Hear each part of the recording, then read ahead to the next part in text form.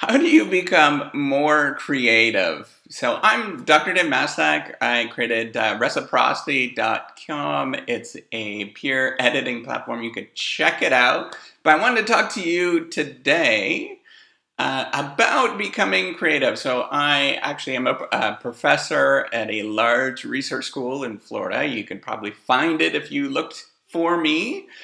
And I want to talk to you about being creative and what makes you, or how to actually get into a moment where you feel very creative. So I teach innovation and creativity. I've taught it at the undergrad level. I've also taught it at the doctoral level. So I teach doctoral students mainly. And this is a topic that we get into. It's kind of a really interesting thing. One of the major problems of writing and being in any particular creative industry, whether you are an engineer, you're a designer, or anything like that, is that feeling of running out of ideas. And in fact, you should never ever get to that feeling. You will feel, or you should feel that that there is infinite amount of ideas available. In fact, that it's really difficult to quantify the possibilities that we have in the world, because there are infinite combinations. Every time that we think that the world is very static and we're going to run out of ideas, this is called technological exhaustion, we come up with many new things. And the reason behind that is creativity. We have this idea, and well, what is creativity? Creativity is a generation of novel and useful ideas. So this is creating more ideas. It's just, so if we think of, one of the ways that we think about this is kind of doing like a brainstorming exercise, where you're thinking of a sheet of paper where you have as many ideas as you possibly can write down. In fact, it's a great exercise for you to do if you are stuck. It's just to do a very simple brainstorming exercise. And then once you write down all of these particular ideas, you'll find out as soon as you start interacting the ideas that there are infinite amounts of ideas available, because all you have to do is think of how they all combine, and you can make all sorts of different combinations. It's actually a really fun exercise.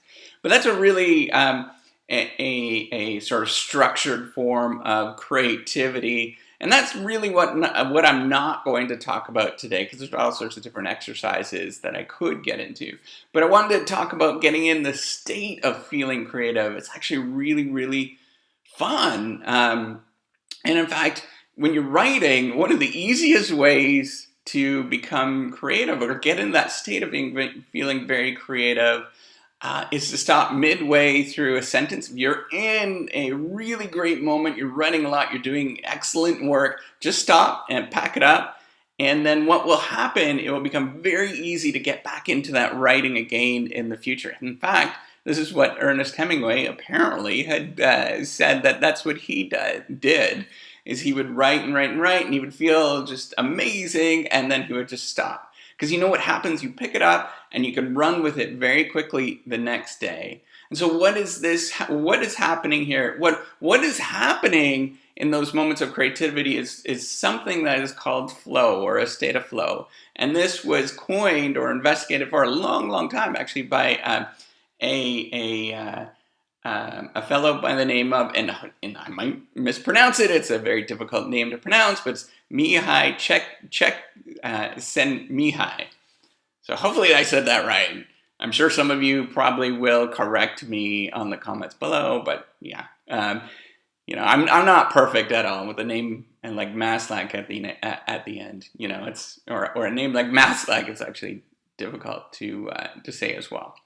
But anyways, enough about that. So what is flow? Flow is sort of the state where you feel like an outer body experience when you are generating ideas. And this is one of the things that he found out. So it's so really, really interesting when you're writing, or if you're a programmer, what will happen, and this happens to me absolutely every day as a professor, because as a research professor, we actually have to do a lot of writing and thinking on your own and with others. What ends up happening is that you're writing and it'll feel like you're sort of forcing yourself to write, but within maybe 5-10 minutes, what will end up happening is that the world all the way around you will just disappear, and you'll feel like your hands are moving by themselves. You don't necessarily have any particular appendages. You feel very much this outer body experience, and that is what's called flow, this outer body experience. What he found out is that it generates a lot of positive emotions. You feel great, but what the interesting thing is that it's very, very cognitively taxing. So you feel very emotionally drained after that, after you are in a state of flow. And you can only, maybe you can keep a state of flow for maybe a maximum of an hour or something like that. Maybe somebody, if they're taking stimulants, for example, all sorts of stimulants out there, they can keep that going for a much, much longer time. But in general, most people, it's probably about 45 minutes to an hour, and then they just feel exhausted. And what you should be doing is taking a break at that moment. That's why it's important to take breaks throughout the day, because then that sort of recharges your mind, and you can get back into that state of flow once again. It's also a little bit difficult. It takes some time to get into that process of feeling, or in that state of flow, of feeling that the world is just disappearing around you. So when you're writing, for example, to get into this state, and that's the state that you want to be into, because that's when all the most creative and interesting ideas are going to you want to try to encourage yourself to get into that particular state by maybe doing things like stopping midway through a sentence when you're doing really well and picking it up, because what's going to happen is you're going to feel very emotionally charged and excited to get back into it, and it's easy to get back into that state of flow. You could also try mild stimulants. I drink coffee, for example. That sort of helps me get into that state of flow. It definitely makes a difference for me. Maybe not for everybody. I know it's different for everybody. And if obviously I'm not recommending that, I'm not a doctor and all that kind of stuff, but it does work for me to get into that state. And the other thing that's really, it's kind of just a fun exercise, and this is what I do, is just doing basically what I call brain dumps every once in a while. So if you have a great, cool idea, just write it down. Just dump it onto a piece of paper and just write and write and write. What you find is initially it's terrible, but then as you keep writing, it'll get better and better and better. And then if you keep coming back to that idea, you can revise it and make it much, much more better. What's really an amazing, so there's two more things I want to talk about. One that has been repeatedly shown to increase the results for creativity is just going for walks. Walks are truly an amazing thing to do.